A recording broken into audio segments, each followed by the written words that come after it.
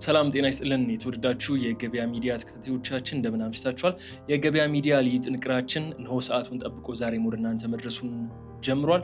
ዛሬም እንደተለመደው በተለያዩ ጉዳዮች ነው ከእናንተ ጋር ቆይታ የምናደርገው። ዓለም አቀፋዊ የሆኑ ጉዳዮችን ይዘናል። በስፋት በእነሱ ዙሪያ ነው የምናወራው። የአሜሪካና እስራኤል በጣምራ ኢራን ላይ የከፈቱት ጦርነት ድፍን አንድ ወር አስቆጥሯል። በዚህ አንድ ወር ውስጥ የተለያዩ ጉዳዮች ተከሰቱ።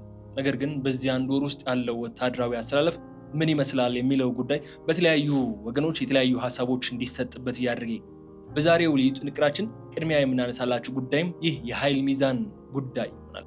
አንድ የቀድሞ የብሪታንያ የደህንነት ተቋም ወይም የኤምአይ6 ከፍተኛ ኃላፊ ወይም አዛዥ ቺፍ የነበሩ ሰው ከዘ ኢኮኖሚስት ጋር በነበራቸው ቆይታ በዚህ ጦርነት ውስጥ አፐር ሃንዱ ያለው ማን ነው የሚል አንድ ጥያቄ ጋዜጠኛው ቀርቦላቸው የሰጡት አስገራሚ መልስ በዝርዝር እንመለከተዋለን። ግን የቀድሞው የኤምአይ6 ወይም የብሪታንያ የደህንነት ቺፍ የነበሩት ሰው ምን ሲሉ መሰላችሁ መልሳቸውን የሰጡት?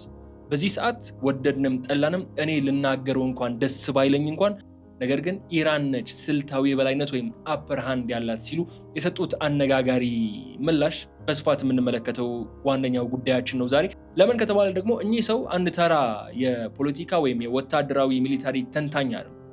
እኚህ ሰው ከዚህ ቀደም የኤምአይ6 ዋና አለቃ የነበሩ፣ የብሪታንያን የደህንነት ተቋም ይመሩ የነበሩ፣ ከኢራን ጋር ይሰሩ የነበሩ ወይም ኢራንን በራዳር ውስጥ አስገብተው ይከታተሉ የነበሩ፣ ኢራንን በደንብ አድርገው የሚያውቁ አያቶላ አሊ ኻሜኒ በመገደላቸው ደስተኛ የሆኑ ሰው ናቸውና እኚህ ሰው እንደዚህ አይነት ሀሳብ ማጋረታቸው በስፋት መነጋገሪያ እንዲሆን አስገድደዋል። ስለዚህ ዋነኛው የዛሬው ማጠንጠኛችን እሱ ይሆናል። ከዛ ባሻገር ግን በርካታ ጉዳዮች እናነሳለን። ጦርነቱ እንዳልኳችሁ አንድ ወር አስቆጥሯል። በዚህ አንድ ወር ውስጥ አሜሪካ በተለያዩ ጊዜያት ከመጀመሪያዋ ቀን ጀምሮ ጦርነቱን በድል እንደተወጣች እየነገረችን የመጣችው እስከዚህ ሰዓት ግን ደግሞ አሁን እንደነ ሮይተርስ እና ሌሎች ዎል ስትሪት ጆርናል የመሳሰሉ ትልቅ ሚዲያዎች ይዟቸው እየወጡ ያሉ መረጃዎች የሚያሳዩን ከሆነ ግን አሜሪካ እስካሁን በፈጸመቻቸው ጥቃቶች ማረጋገጥ የምትችለው የወደመም የኢራን የሚሳኤል አቅም 1/3 ብቻ ነው የሚል መረጃን እያጋሩ ነው።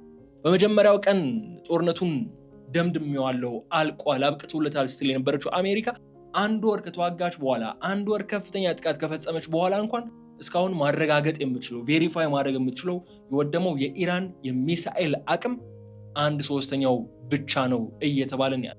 ስለዚህ ይህንን ጉዳይም በስፋት እቃኝላችኋለሁ።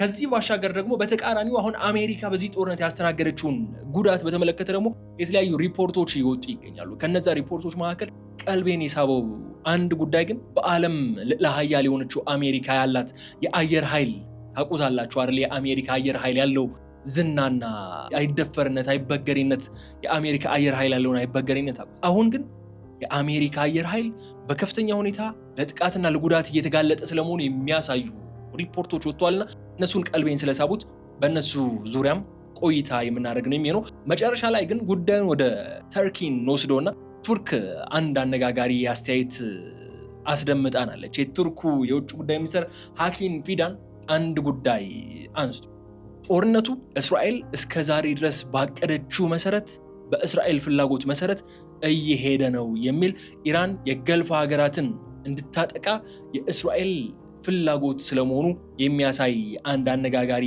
አስተያየትና ሀሳብ አንስቷልና በሱ ዙሪያም በስፋት ቆይታ የምናደርግ ይሆናል። ዛሬ እነዚህ 4 ጉዳዮች ዋነኛ የልዩ ጥንቅራችን ማጠንጠኛዎች ምንዳስሳቸው ይሆናሉ ማለት ነው። ስለዚህ አብራችሁን በመቆየት እንድትከታተሉን በክብር ነው የምንጋብዛችሁ። አንድ ወር ባስቆጠረው አሜሪካና እስራኤል በጣምራ ኢራን ላይ በከፈቱት ጦርነት እስከ ዛሬ ድረስ የተመዘገቡትን እያንዳንዱን ነገሮች በስፋት እያነሳን ነው ቆይታ የምናደርገው። እናንተ ግን ይህ ጦርነት አንድ ወር በሞላበት በዚህ ሰዓት ምን ታዘባችሁ? እስከዚህ ሰዓት ድረስ ይቆያል ብላችሁ ጠብቃችሁ ነበር? በቀጣይስ ምን ይመጣል የሚለው አሜሪካና እስራኤል ምን አይነት እርምጃዎች በቀጣይ ይወስዳሉ፣ ኢራንስ ምን አይነት የመከላከል እርምጃ ትወስዳለች የሚሉ ጉዳዮችን ሀሳባችሁን እናንተም ኮሜንት ላይ አስቀምጡልና እያነሳን እነሱንም እንወያይባቸዋለን ማለት ነው።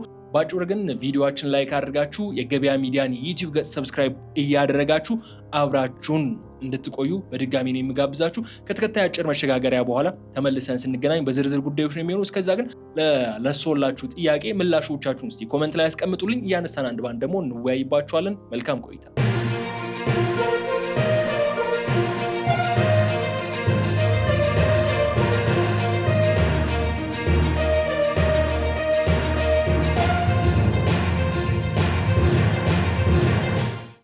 ከመሸጋገሪያው በኋላ ተመልሰን መጣን። የተከበራችሁ የገበያ ሚዲያ ተከታታዮቻችን ልዩ ጥንቅራችን ነው በመከታተል ላይ የምትገኙት። ስለዚህ አሁንም በድጋሚ ላስታውሳችሁ የምፈልገው የዩቲዩብ ገጻችንን ሰብስክራይብ አድርጉ፣ ሀሳብ አስተያየታችሁን ኮመንት መስጫው ላይ ያስቀምጡልን፣ ቪዲዮውን ደግሞ ላይክ ማድረጋችሁን እንዳትዘነጉ ለማለት እወዳለሁ። አሁን ግን በቀጥታ ወደ ቀዳሚው ጉዳያችን ነው የምንገባው። ቀዳሚው ጉዳያችን የሚሆነው ደግሞ የተከበራችሁ ተመልካቾቻችን የብሪታንያው የቀድሞ የደህንነት ተቋም አለቃ ወይም ቺፍ የነበሩት ሰው የMI6 ማለት ነው፣ ማለትም ሰር አሌክስ ያንጊር ነው የሚባሉት እነዚህ እኚህ አንጋፋ ሰው ማለት ነው። አስገራሚ የሆነ ሐሳብን አንስቷል። የአስገራሚ ሐሳባቸው ምን ይላል መሰላችሁ? በዚህ ጦርነት ውስጥ ኢራን ከአሜሪካ የተሻለ ስልታዊ የበላይነት ወይም አፐር ሃንድ መያዟን ላረጋግጥ ወዳለው ሲሉ ነው የተደመጡት። እኚህ ሰው ይህ እንዲሉ ስለመገረዳቸው የሚያሳየውን ቃለ መጠይቃቸው ዘ ኢኮኖሚስት በተለያዩ መንገዶች ለዓለም ሕዝብ አድርሷል። በዚህ ንግግራቸው ምን ሲሉ ተደመጡ መሰላችሁ? ይህን ብዬ በመናገሬ ውስጥ ያዝናል ያሉት ማለት አሜሪካና እስራኤል ጦርነቱን ቢጀምሩትም አሁን ግን አፐር ሃንድ ወይም ስልታዊ የበላይነት ያላት ኢራን ነች ብዬ ለመናገር በመገደዴ ልቤ ያዝናል፣ ግን ደግሞ መሬት ላይ ያለው እውነታ እሱ ነው ሲሉ ነው የተደመጡት ሰር አሌክስ ያንጊር ማለት ነው። እኚህ ሰው እንዲህ እንዲሉ ያስገዳቸው ምንድን ነው? ዋሽንግተን የገጠማትን ፈተና አቅልላ በመመልከቷና ባለፉት 2 ሳምንታት ውስጥ ደግሞ የነበራትን ተነሳሽነት ለኢራን አሳልፋ በመስጠቷ ለዚህ ጉዳት ልትዳረግ ይችላለች። ኢራን ይህንን የበላይነት ልትቀዳጅ የቻለችው ደግሞ በታቀደና በተበታተነ ወታደራዊ ስልት ነው ሲሉ ገልጿል። እንደ ሰር አሌክስ ገለጻ ከሆነ ኢራን ካለፈው ሰኔ ወር ጀምሮ ወታደራዊ አቅሟን በአንድ ቦታ ላይ እንዳይከማች በማድረግ በተለያዩ ስፍራዎች እንዲበተን በማድረግ የአሜሪካና የእስራኤልን የበላይነት ለመግታት ጥረትን አድርጋለች ሲሉ ተደምጧል ማለት ነው። ይህ የሚያሳየን ምን መሰላችሁ የተከበራችሁ የገበያ ሚዲያ ተከታታዮቻችን? ጦርነቱን ሲጀምሩት እስራኤልና አሜሪካ የበላይነቱ ነበራቸው፣ የማይካድ ሀቅ ነው። ለምን ከተባለ ጄቶቻቸው በነፃነት የቴህራንና የኢራን የተለያዩ አካባቢዎችን ሰማይ ማሰስ የሚችሉበት እድል ነበር። ነገር ግን እሱን የበላይነታቸው በአግባቡ መጠቀም ሳይችሉ ቀርተው እነሱ የኢራንን ወታደራዊና ፖለቲካዊ እንዲሁም ሃይማኖታዊ መሪዎችን በመግደል ላይ ትኩረት ሲያደርጉ፣ ኢራን ግን የሚሊታሪ አቅሟን በመከፋፈልና ከተለያዩ አቅጣጫዎች በሚሰነዘሩ ጥቃቶች አሜሪካና እስራኤልን መምታትና ማድማት ቀጥ በኋላ ላይ የምናነሳው የአሜሪካ የአየር ኃይል አቅም በምን ያክል እንደተመታና እንደተጎዳ የሚያሳየው መረጃ ይህንን የሚደግፍልን ይሆን።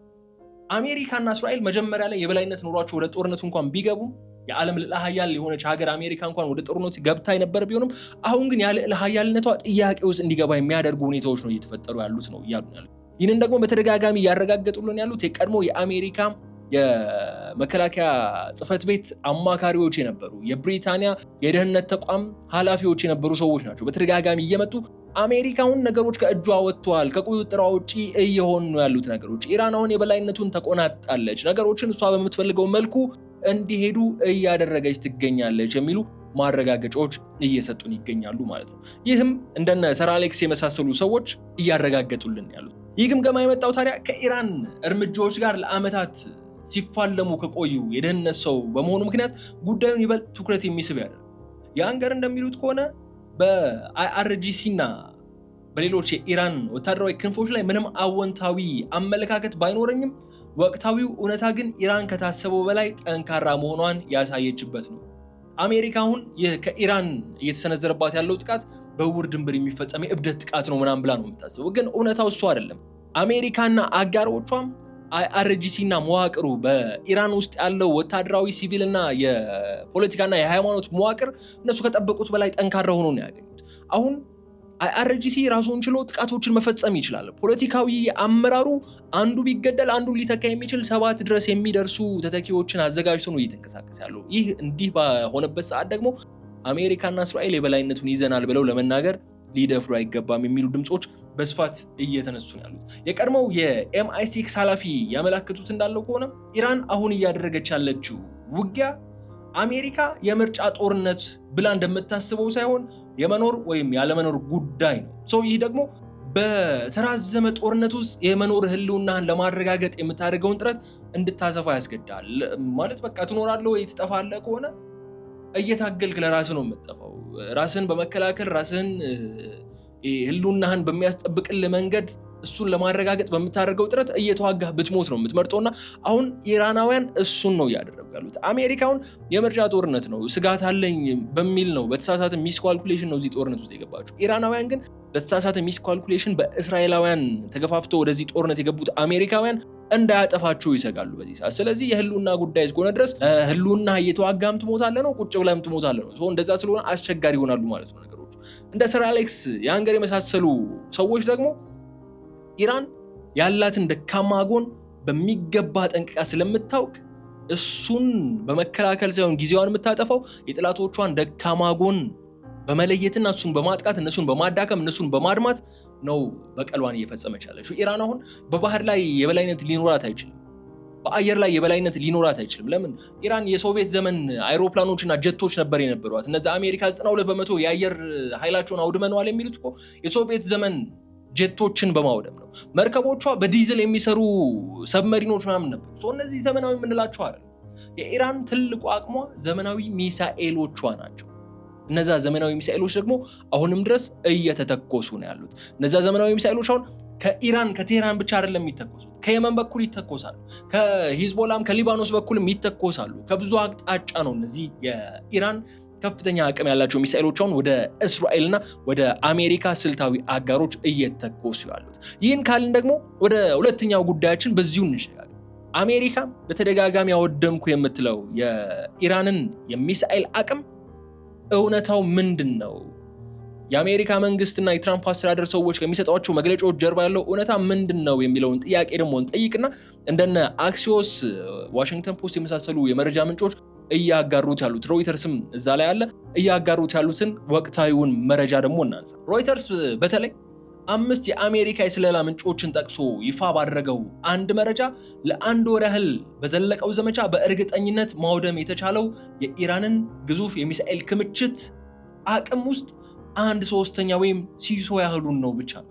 ይህ ግኝት ደግሞ እጅግ አስገራሚ የሚሆነው ለምን መሰላችሁ? የተከበራችሁ የገበያ ሚዲያ ተከታታዮቻችን፣ ዶናልድ ትራምፕ ከዚህ ቀደም በተደጋጋሚ የኢራንን የሚሳኤል ማከማቻ አቅም የማምረት አቅም በከፍተኛ ሁኔታ አውድመነዋል፣ አብቅቶላታል የሚሉ መግለጫዎች በተደጋጋሚ ሲሰጡ ነበር። እኛም እዚህ ገበያ ልዩ ጥንቅራችን ላይ ሜቢ ይህ መረጃ እውነት ከሆነ በቀጣይ ጊዜያት የኢራን የመተኮስ አቅም ሲቀንስ ወይም ሲቆም ከተመለከትን ምናልባት አሜሪካ የኢራንን የሚሳኤል ካፓቢሊቲ አጥፍታለች ብለን ልንደመድም እንችላለን ብለናችሁ ነበር። ግን ስቲል አሁንም የአሜሪካ ውስጥ ያሉ ሚዲያዎችና ሌሎች ዓለም አቀፍ ሚዲያዎች እያወጡት ያሉት መረጃ አሜሪካና እስራኤል በጣምራ ለ1 ወር ገደማ በኢራን ላይ በፈጸሙት ድብደባና ጥቃት ከኢራን አጠቃላይ የሚሳኤል አቅም 1/3 ወይም ሲሶውን ብቻ ነው ማጥፋት የቻሉት ነው እያለን ያለው መረጃው። ይህ መረጃ የጥቃቱ ውጤት በ3 ዋና ዋና መደቦች እንደሚከፈል ነው የሚያሳየው። የመጀመሪያው ክፍል በእርግጠኝነት የወደሙ ተብለው ነው የተቀመጡት።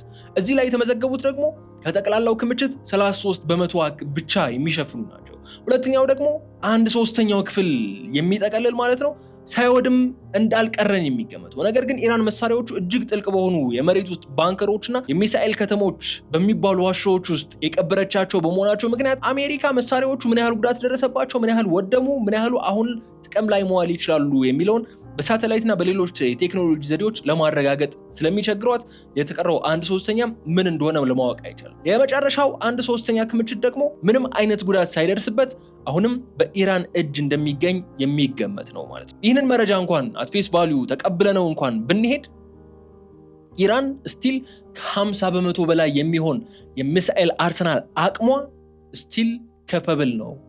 እስራኤልም አሜሪካም የአሜሪካ ስልታዊ ጠቀሜታ ያላቸው አካባቢዎችን ለማጥቃት ስቲል ኬፓብል ነው ማለት ነው።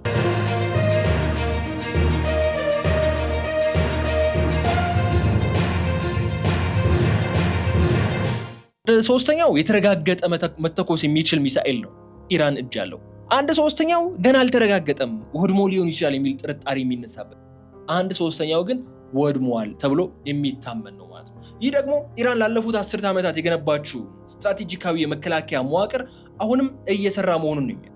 የአሜሪካ ሴንትራል እዝ ወይም ሴንትኮም ከ10,000 በላይ በሆኑ የኢራን ወታደራዊ ኢላማዎች ላይ ስኬታማ ጥቃት በመፈጸም የኢራንን የባህር ኃይል አቅም 92%፣ ዋናውን የኢራን የማጥቃት አቅም ግን 1/3 ወይም 33% ገደማ ነው አወደምኩ በማለት እየገለጸ ያለው። ይህ ደግሞ ኢራን በፊትም በአየር ኃይሏ የምትመካ በባህር ኃይሏ የምትመካ ሀገር አይደለችም። ኢራን ዛሬም ትላንትም ነገም የምትመካው በሚሳኤል አቅሟና በድሮን አቅሟ ነው። ይህ ደግሞ እያሳየን ያለው ስቲል አሁን ኢራን የሚሳኤልና የድሮን አቅሟ ስቲል ተጨማሪ ወራት ውጊያ ውስጥ ለመቀጠል የሚያስችላት ስለመሆኑ ነው። በመካከለኛው ምስራቅ እየተካሄደ ያለው ይህ ጦርነት ታዲያ ምን ያህል ውስብስብ መሆኑን የሚያሳየን አንድ ጉዳይም የኢራን ወታደራዊ ምሽጎች ምን ያህል ጠንካራ እንደሆኑ ማሳያ የሆኑ ነጥቦች ናቸው።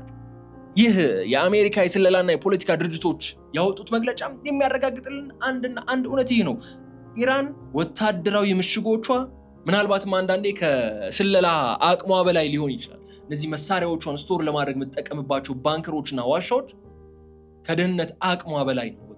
ወታደራዊ ደህንነቱን ለማስጠበቅ የምትሄድበት ርቀት የሲቪል አመራሮቿን ደህንነት ለማስጠበቅ ከምትሄድበት ርቀት ጋር ስታነጻጽሩት በሰዓታት ውስጥ ጦርነት በተጀመረ በሰዓታት ውስጥ ሱፕሪም ሊደሯ የበላይ መሪዋን ያስገደለች ወይም የተገደለባት ሀገር አንድ ወር ሙሉ ተዋግታ ግን ከ1/3 በላይ ወይም 33% የማይበልጥ የጦር አቅሟ ወይም የሚሳኤል አቅሟ ብቻ ነው እስካሁን በዘመናዊ የአሜሪካ ጄቶችና ሚሳኤሎች የተመታው ሲባል እጅግ ያስገርማል። ምናልባት ያንን ለሚሳኤሎቿና ለወታደራዊ አቅሟ የምታውለውን ጥበቃና ደህንነት ለሲቪል አመራሮቿም ብታውለው ብለህም እንድትመኝ የሚያስገድድ ነው።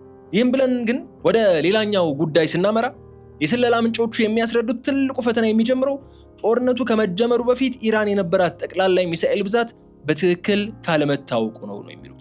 የውጭ ወታደራዊ ተንታኞች እንደሚገምቱት ከሆነ ኢራን በትንሹ ከ2500 እስከ 6000 የሚደርሱ ልዩ የባሊስቲክ ሚሳኤሎች ነበሯት። ግን ኢራን ላለፉት 10 ዓመታት የሚሳኤል ከተሞች በማለት በጥራቻቸው ጥልቅ የመሬት ውስጥ ዋሻዎች ውስጥ እነዚህን መሳሪያዎች ማከማቸቷና እነዚህ ዋሻዎች ደግሞ የሚገኙት በተራራማ አካባቢዎች ስር ተደብቀው በመሆኑ ምክንያት አሜሪካ በቦምብ ብትመታቸው እንኳን ቦምቡ ተራራውን እንጂ በውስጡ ያሉትን ሚሳኤሎች ሙሉ በሙሉ ላያጠፋቸው እንደሚችል ይታመናል ማለት ነው። ይህ ማለት ደግሞ አሜሪካ መታወት የምትለው ከ10,000 በላይ ኢላማ እንኳን መታ እንኳን ቢሆን ሚሳኤሎችና በውስጡ ያሉ ሌሎች ተተኳሽና ድሮኖች ግን በትክክል መውደም ወይም አለመውደማቸውን ለማረጋገጥ ዳግም በአየር ላይ የሚደረግ ቅኝት ማድረጓ እሱ ብቻው በቂ አይደለም። የአሜሪካ መከላከያ ሚኒስትሩ ፔት ሄግሴት እንደሚሉት ከሆነ አሜሪካ የኢራንን ሚሳኤል የማምረት አቅም ላይ ትኩረት አድርጋ ነው የምትሰራው። ግን ሆኖም ይህም በቂ አይደለም። ማምረቻዎቹ ቢጠፉም ቀድመው ተመርተው በየዋሻው የተደበቁት ሚሳኤሎች አሁንም ለአሜሪካ ትልቅ ስጋት ሆነው ይቀጥላሉ። ለኢራን ደግሞ ከዛ በበለጠ፣ ለገልፍ ሀገራት ደግሞ ከዛ በበለጠ ማለት ነው። በቅርቡ እንኳን በሳውዲ አረቢያ በሚገኘው አልኸርጅ የአየር ኃይል ጣቢያ ላይ የተሰነዘረው የሚሳኤል ጥቃት ለዚህ ግልጽ ማሳያ ተደርጎ ይወሰዳል። በዚህ ጥቃት የአሜሪካ ወታደሮች በርካቶቹ መቁሰላቸው ብሎም ውድ የሆኑ የጦር አይሮፕላኖች መጎዳታቸው የኢራንን የመቃወም አቅም አሁንም ገና እንዳልተዳከመና የፈለገችውን ኢላማና ጥቃት አሁንም መፈጸም እንደምትችል የሚያሳይ ተደርጎ ተወስዷል። አሜሪካ በኢራን ላይ ያካሄደችው ዘመቻም የኢራንን የባህር ኃይልና የጦር መሰረተ ልማቶች ከፉኛ መጥቷል ተብሎ ቢታመንም ዋነኛው የኢራን ጡንቻ የሆነው የሚሳኤል አቅሟ ግን ስቲል አሁንም እንዳልተዳከመና የአሜሪካ የስለላና የደህንነት መረጃ ምንጮች የሚሰጡን መረጃዎች እንኳን ብንቀበል ከ33% የማይበልጠው ነው የኢራን የመሳሪያ ወይም የሚሳኤልና የድሮን አቅም የወደመው የሚለውን ድምዳሜ ላይ መድረስ እንችላለን። የኢራን በዚህ ደረጃ ነው የወደመው ከ33% አይበልጥም የሚለውን መረጃ ካነሳን ደግሞ ቀጥለን ደግሞ እስራኤልን ለጊዜው እናቆያትና የአሜሪካን እናንሳ። አሜሪካ በዚህ ጦርነት ከኢራን ጥቃቶች ብቻ ወደ ከ2 ቢሊዮን የሚበልጥ ኪሳራና ጉዳት ማስተናገዷ እየሰማን እንገኛለን። ኢራን የአሜሪካ ንብረትነታቸው የሆኑ የተለያዩ ጀቶች፣ የተለያዩ ወታደራዊ መሳሪያዎችን በማጥቃት ያወደመችው ያደረሰችው ጉዳት ነው። አሜሪካ ኢራንን ለመምታት የምታወጣቸው ወጪዎች የኢራን ሚሳኤሎች ኢንተርሴፕት ለማድረግ የሚወጡ ወጪዎችን ሳይጨምር ነው አሜሪካ ላይ በተፈጸሙ ጥቃቶች ወይም የአሜሪካ ላይ የተፈጸሙ ጥቃቶች ስላችሁ የአሜሪካ ስልታዊ ጠቀሜታ ያላቸው የወታደራዊ ሰፈሮች ላይ በተፈጸሙ ጥቃቶች ከ2 ቢሊዮን በላይ ዶላር ነው አሜሪካ የከሰረችው። ግን እኛ ይህ ቶታል ቁጥሩን እንተወውና በማቴሪያል ደግሞ እንመልከቱ። በማቴሪያል ስላችሁ ደግሞ የአሜሪካ አየር ኃይል ላይ የደረሰውን ጉዳት ፎከስ አድርገን እሱ ላይ ደግሞ እንመልከት። ይህ በስክሪናችሁ ላይ የተመለከታችሁት ያላችሁት ምስል ከፌብሩዋሪ 28 ማለት ነው ጦርነቱ ከተጀመረበት ቀን ጀምሮ እስከ ማርች 25 ማለትም ከ3 ቀናት በፊት የነበረ ቁጥራዊ መረጃ ነው። በዚህ ጦርነት ውስጥ ሮሪንግ ላይንና ኦፕሬሽን ኢፒክ ፊሪ በማለት እስራኤልና አሜሪካ በኢራን ላይ ጦርነት ከከፈቱ በኋላ አንድ ኤፍ-35 ፋይተር ጀት ወድሟል።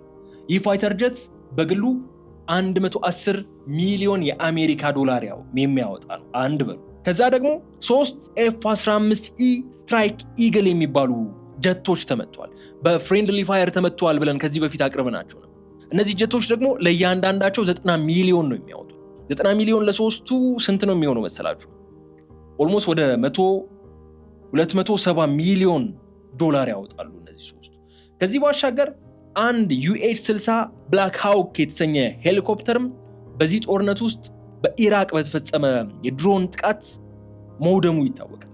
ይህ ሄሊኮፕተር ደግሞ አንዱ 20 ሚሊዮን ዶላር ይፈጃል።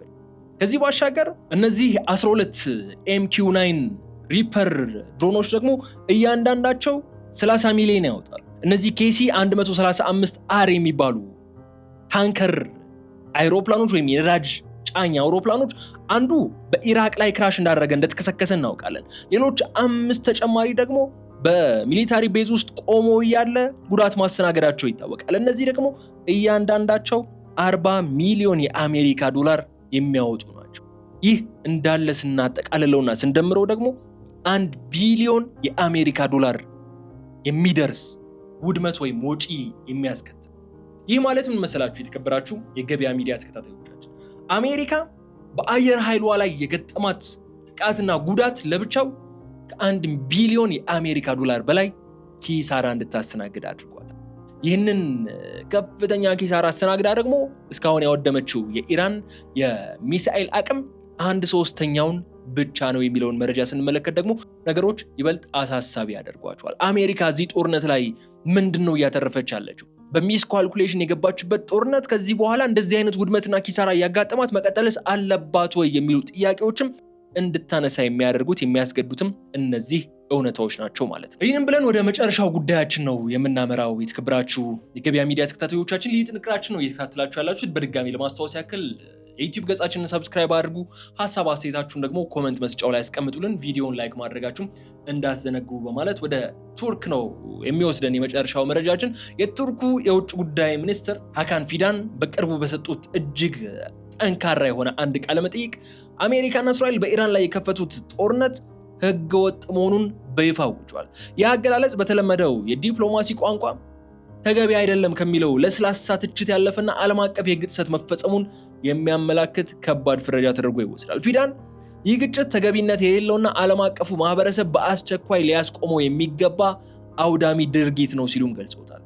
ፊዳን የቱርክን ብሔራዊ ጥቅምና ቀጠናዊ ደህንነት ለመጠበቅ የተቀረጹም 3 ዋናና የትኩረት አቅጣጫዎችን በመያዝ በትኩረት እየተሰራ እንደሚገኝ አንስቷል። ከዚህ ባሻገር የቱርክ መንግስት ዋነኛ ተልእኮ ሀገሪቱ በዚህ በማንኛውም መልኩ ከማይጠቅማት ጦርነት ውስጥ እጇን እንዳታስገባና ከጥቃቱ ወሰን ውጭ ሆናም እንድትቀጥል ለማድረግ ነው ጥረታችን ብለዋል። ከዚህ ባሻገር ፊዳን በሰጡት አስተያየት እስራኤልን በከፍተኛ ሁኔታ ተችተዋል። በዚህ ትችታቸውም መካከለኛው ምስራቅ በአሁኑ ወቅት እየተጓዘበት ያለው ሁኔታ እስራኤል አስቀድማ በነደፈችውና ደረጃ በደረጃ ወደ ተግባር እየቀየረች ባለችው ስልታዊ እቅድ ውስጥ ነው ብለዋል። ይህ ስክሪፕት በመሰረቱ በሙስሊም ሀገራት መካከል ያለውን አንድነት ለመናድና የመከፋፈል ዘርን ለመዝራት የታለመ እንደሆነም እናምናለን ሲሉም የቱርኩ የውጭ ጉዳይ ሚኒስትር ተናግረዋል። የቱርኩ የውጭ ጉዳይ ሚኒስትር የሰጡት ይህ ጠንከር ያለ መግለጫ በበርካቶች ዘንድ ቁጣን ቀስቅሷል። በተለይም በእስራኤላውያን ዘንድ እስራኤል በመካከለኛው ምስራቅ እንዲፈጸም የምትፈልገውን ነገር አንድ ባንድ እንዲፈጸምላት የተለያዩ አጋሮቿን አሰልፋ እየሰራችበት ነው ትገኛለች የሚል ሐሳብን ያነሱት። ይህንን በምን መልኩ ነው ያነሱት መሰላችሁ? አሜሪካ ኢራንን ስታጠቃም እስራኤል በገልፍ ሀገራት ያሉ ሚሊታሪ ቤዞቿን እንደምትጠቀም ታውቃለች። አሜሪካን ወደዚህ ጦርነት እንድትገባ የገፋፋቻት ደግሞ እስራኤል ስለመሆኗ በተደጋጋሚ ያነሳ ነው ጉዳይ ነው። ኢራን ደግሞ በገልፍ ሀገራት ላይ ካሉ የአሜሪካ የሚሊታሪ ቤዞች ጥቃት ሲፈጸምባት እነዛን የገልፍ ሀገራትን ለመምታት ወደ ኋላ እንደማትል ቀድማም ስታስጠነቅቅበት የነበረ ነው። ኢራን እነዛን ጥቃቶች ስትፈጽም እስራኤል በአንድም ሆነ በሌላ ምክንያት ኢራንን ራሷ ትደበድባታለች፣ የገልፍ ሀገራትን ደግሞ ኢራን ትደበድብላታለች። ስለዚህ ቀጠናውን በማተራመስ እሷ የበላይ ሆና ልዕለ ኃያል ሆና የምትወጣበት በቀጠናው ላይ ያላት አጀንዳ አለ አይደል እስራኤል ከዚህ ቀደም ያነሳ ነው ይሄ ግሬተር እስራኤል ፖሊሲ የሚባለው እሱን ለማስፈጸምም እንቅስቃሴ እንድታደርግ የሚያስችላት እድልን እየፈጠረላት እንደሆነ የቱርኩ የውጭ ጉዳይ ሚኒስትር በሰጡት አንድ አነጋጋሪ ቃለ መጠይቅ ወቅት ገልጿል ማለት ነው። ይህንን ብለን ታዲያ የተከበራችሁ የገበያ ሚዲያ ተከታታዮቻችን የዕለቱን ልዩ ጥንቅራችን በዚሁ ነው የምንቋጨው። ዛሬ በተለያዩ ጉዳዮች ላይ ነው አብረን ቆይታ ያደረግነው። የአሜሪካና እስራኤል በኢራን የከፈቱት ጦርነት አሁን የበላይነቱ በእጃቸው ላይ አይደለም ያለው። አሁን አፐር ሃንዱ ያላት ኢራን ናት ከሚለው የቀድሞው የብሪታንያ MI6 የደህንነት ተቋም ከፍተኛ ኃላፊ ወይም ቺፍ ከነበሩት ሰው የተሰማው ንግግር ብሎም ከዛ ባሻገር አሜሪካ የኢራንን የሚሳኤል አርሰናል አቅም ምን ያክሉን ያወደመችው በማለት የተለያዩ ሚዲያዎች ያወጡትን ጥናት መሰረት ያደረገ መረጃንም አጋራናችሁ። የአሜሪካ አየር ኃይል ላይ የደረሰው ውድመትንም በስፋት ተመለከትን። ከዛ ውጪ ደግሞ መጨረሻ ላይ ያነሳነው የቱርኩ የውጭ ጉዳይ ሚኒስትር ያነሱትን እስራኤል የፈለገችውን አንድ በአንድ ደረጃ በደረጃ እየተሳካላት ነው በመካከለኛው ምስራቅ ላይ የሚለውን ንግግራቸውን ነው ያነሳንላችሁ። በዚህም ታዲያ ስንብት ብቻ ነው የሚቀረን ከዚህ በኋላ። የገበያ ሚዲያን የዩቲዩብ ገጽ በድጋሚ ሰብስክራይብ ማድረጋችሁ እንዳትዘነጉ፣ ቪዲዮውን ላይክ አድርጉ፣ ሐሳብ አስተያየታችሁን ደግሞ ኮመንት መስጫው ላይ ያስቀምጡልን። በቀጣይ በሌሎች ጉዳዮች መልሰን እስክንገናኝ ድረስ መልካሙን ሁሉ እየተመኘው እዚህ ጋር ሰናበታለሁ። ሰላም።